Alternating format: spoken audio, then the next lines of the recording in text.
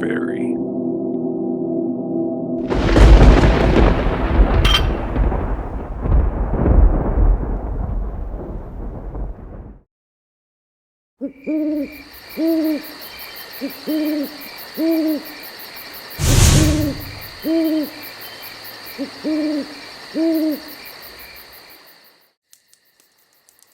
The Doppelganger.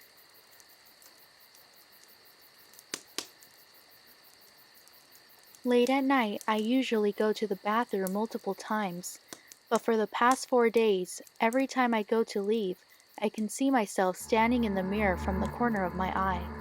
It is like the other me is watching me leave the bathroom. It terrifies me to the point where I almost run out without looking directly at the mirror. I never told my husband about it because I didn't want to acknowledge it out loud. Earlier today, I took a nap in our bed while he sat in the chair next to it watching TV. When I woke up, he told me that he had seen me sit up and crawl backward to the edge of the bed and stand up in front of our bedroom door from the corner of his eye. He thought it was weird that I got up like that because I'm in the last month of my pregnancy and I can't really move so good without it hurting, so he tried talking to me. When I didn't answer, he looked at the door to find me not there and still sleeping in bed. I got really creeped out and I finally told him about what I have been seeing in the bathroom. He thought it was creepy as well, but didn't want to really talk about it anymore because he thinks it will give whatever it is power or energy. I have no idea what it wants or why we both saw it. The Rocking Horse.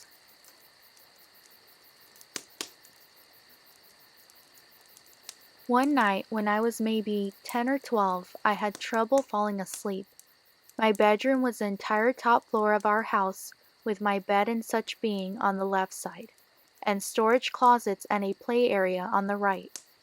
I was lying in bed when I heard a noise from the other side of the room, and I saw a rocking horse begin to rock. It was just sitting outside one of the storage closet doors. It proceeded to rock its way halfway across the room and stopped dead under the ceiling light. At this point, I was freaking out and just buried my head under my blankets and never peeked out again until morning. When I woke up, the rocking horse was still in the middle of the room. Furthermore, I got a stern reprimand from my parents for being up out of bed playing with my toys well past my bedtime. Their bedroom was directly below the storage closet play area and had heard creaking shuffling across the room.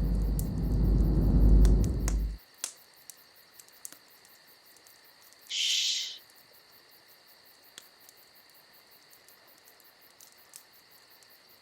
When I was a teenager, I used to babysit my cousin Alyssa.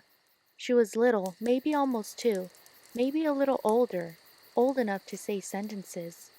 I'm giving her a bath before bed when she looks out into the hallway and gets a terrified look on her face and starts crying. At this moment, my aunt's Pomeranian starts going nuts as well as barking and growling into the hallway. The atmosphere in the room became uncomfortable, and I started getting scared. I took her downstairs from the 3rd floor in the townhouse to try and calm her down. I asked her what was wrong, and she said something along the lines of, "The man with the black eyes was there."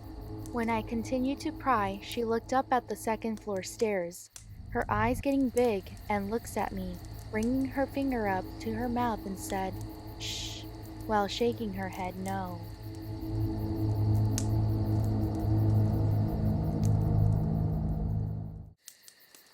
The cell phone.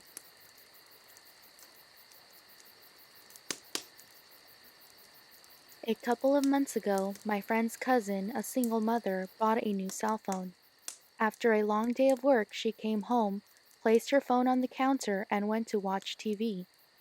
Her son came to her and asked if he could play with her new phone. She told him not to call anyone or mess with text messages, and he agreed.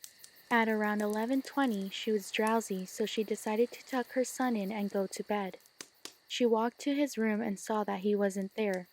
She then ran over to her room to find him sleeping on her bed with the phone in his hand. Relieved, she picked her phone back up from his hand to inspect it. Browsing through it, she noticed only minor changes such as a new background, banner, etc., but then she opened up her saved pictures. She began deleting the pictures he had taken until only one new picture remained. When she first saw it, she was in disbelief. It was her son sleeping on her bed, but the picture was taken by someone else above him, and it showed the left half of an elderly woman's face.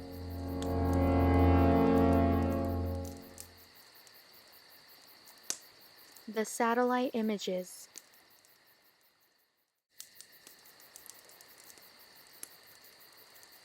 A friend of mine showed me how to use Google Maps.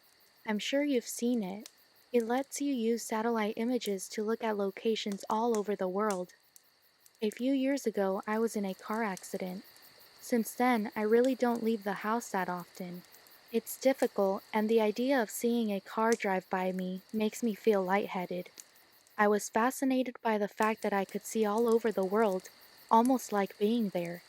I could virtually walk down the streets, and it almost felt like I was really there. I became instantly hooked. It gave me a real eye on the world. I could go to almost any major city, and I did.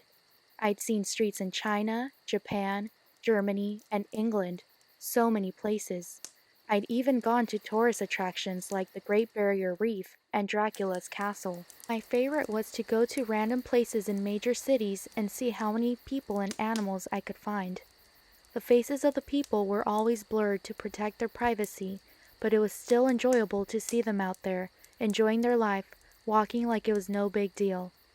She must have good taste, I laughed. I zoomed in closer and noticed the gray bag she carried on a gray and purple shoulder strap. She was walking in a relaxed manner, one hand trailing the wall beside her. I bet if I could have seen her face, I would see that she was smiling. I began to feel a little sad. I let my hands fall onto the arms of my wheelchair and looked at her for a minute more. I wished that I could be there, walking so carefree with her. That wouldn't happen though until I died. I was stuck in this wheelchair. I sighed and zoomed out of Tokyo. Enough of this for tonight. I turned off the computer and went to bed. The next day I got up early and decided to look around Paris. Paris was always fun. I liked the look of the city with all of the old, beautiful buildings and so many people to watch. I randomly zoomed to an area and saw a street lined with old brick buildings, a few small shops, and an old tan brick church. Ahead was an intersection and dozens of people walked by. A balding businessman walked quickly past, looking back at an old woman, hair covered with a scarf, carrying a large purse. A curvy woman in black pants that were too tight stared into a store window, and two women led a group of small children around a corner.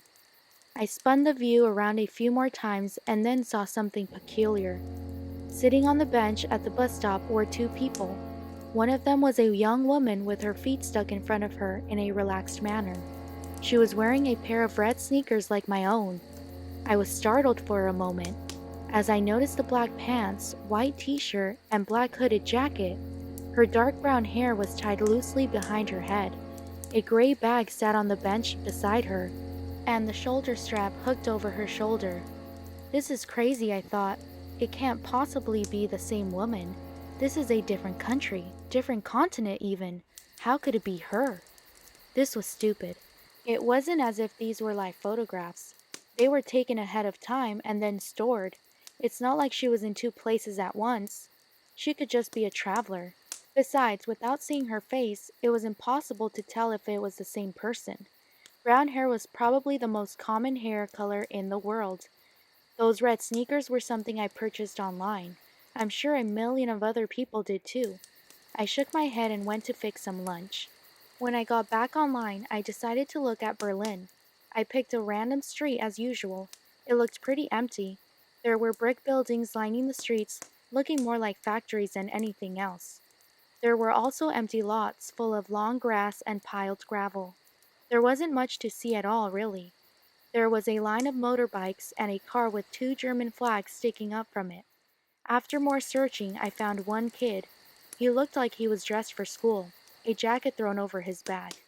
He was intently looking at some kind of mobile device. I was disappointed. I started to leave, but then I caught something out of the corner of my eye. I turned the view, and there they were. Those damned red sneakers. She was standing on a street corner next to some kind of signpost. She had a hand on the post looking down the street as if waiting to cross the street. I stared in shock. How could she be there too? Even if she was traveling, there's no way I would find her every time. Even finding her in Paris would have been one heck of a coincidence, but this was crazy. Was this some kind of joke? Had Google decided to play a prank on its users that use their products so much? It would have been a great joke. I did a quick search looking for a note about a woman that shows up like Waldo. There was nothing. I looked through articles on strange things you can see on Google Maps, but none of them mentioned the woman that travels the world with you. This was crazy. Had my self-imposed isolation driven me mad? Had I become so lonely that I created a hallucination for myself?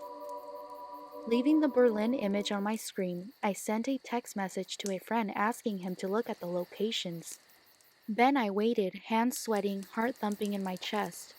I jumped when my phone beeped with a return text message 10 minutes later. The text read, "I see the lady you're talking about in Berlin. I didn't see her in Paris or Tokyo. Is this some kind of game or what? Are you okay?" I didn't respond, instead returning to the locations in Tokyo and Paris. There she was. She was there, but it was different. She no longer sat on the bus stop bench in Paris. She was standing in front of it, looking for something in her bag. In Tokyo, she was blocks away, squatting down to pet that calico cat. I shivered. Who was she? What was happening? I switched the map to Brussels. It was another city street. It was lined with old-looking buildings, with shops on the ground level and what I guessed was apartments above. I quickly scanned the streets. They were empty, other than a stocky woman in a bright blue sweater. I did a second sweep. She wasn't there. I sighed in relief. I couldn't believe I was getting so worked up about this. It was nothing but a coincidence. I stopped, my eyes frozen on the screen. There was a building at the point of a fork in the road, white with a black ironwork framed balcony jutting from the second floor. I hadn't seen her as I had been looking at the sidewalks. There she stood, standing on the balcony, her head tilted in the direction of the camera, almost like she was coyly looking toward me. My breath caught in my throat. I switched to Sydney. She was leaning against a wall inside the doorway of a bright blue Carrick's pharmacy building. London showed her getting ready to step onto a red double-decker bus, her head turned to look over her shoulder. She was everywhere I looked. She stood on a brick sidewalk on a bridge in Venice. She walked across a yellow-barred crosswalk in Zurich and in Hong Kong, and she stood between a Wing Lung bank and a McDonald's adjusting the strap on her bag. In each picture, she came closer and closer to looking directly at me with her blurred-out face. My heart felt like a terrified bird slamming around inside my chest. I couldn't catch my breath. I wasn't sure what to do. I couldn't call the police. Should I send screenshots to Google? I clenched my fists tightly and closed my eyes. Who was she? Was she following me? Was I following her? I wish I could see the expression on her face, know what she saw when she looked back at me. I wanted to get out of the chair and run. Why is it that the only thing that made me feel free again was the thing that made me feel even more trapped? I had to know. I typed in the name of my town and zoomed into a random street. It was a couple of miles from my house. The gates to the city park were shown in the clarity of daylight despite it being night here. There she was. There she was. She was only a few miles from my house, standing under the ironwork arch that stated the name of the park. She looked directly at the camera, directly at me. I felt like I might throw up. She was near me and she was watching me. She was coming for me. What did she want? I typed in the name of the apartment complex where I live. I could see the outside of the building. The parking lot was full of cars and there were a few blurred out children on the playground. I searched everywhere for her. She wasn't in the parking lot or on the sidewalks, not hiding between the buildings or standing in the playground. I even scanned each of the cars, behind the bushes, and each of the blurred windows. She wasn't there. I curled tightly around myself and lay my head down on the desk. This place was safe. I didn't leave the apartment anyway. I would never use Google Maps again. I would never see her again. She could stay at that park for all I cared. I smiled to myself and was surprised to find a tear slipping down my face. I'm safe, I said to myself in a whisper. It felt good to hear it out loud. I'm safe. As I said it, there was a knock at the door. A chill ran down my spine. I had a camera hooked to my computer that showed who was at the front door, which made it easier for me with my mobility issues. I slowly reached for the control to show myself who was outside, but my hand trembled furiously.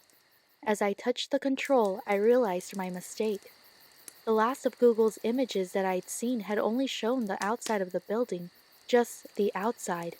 I looked at the screen and saw a woman in a white t-shirt, black pants, black hooded jacket, and carrying a gray bag with a purple and gray striped shoulder strap.